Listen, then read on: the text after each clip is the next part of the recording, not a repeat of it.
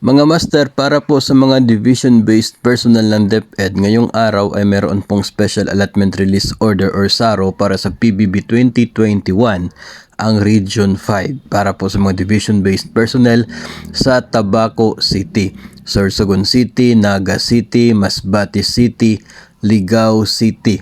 Mga division offices po ito dyan sa Region 5. Kabilang na rin sa meron pong SARO ang Legazpi City, Iriga City, Division of Sorsogon, Division of Masbate, Division of Catanduanes, Division of Camarines Sur, Division of Camarines Norte at ang Division of Albay.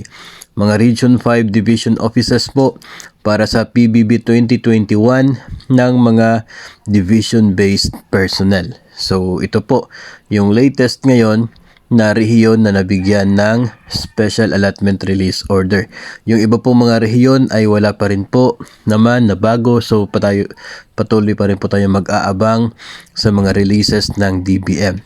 Para naman po sa PBB 2022, may nakita po tayo isa pong SUC ngayong araw, and wala pong other departments na mayroon pong in-release na pondo para sa kanilang PBB 2022.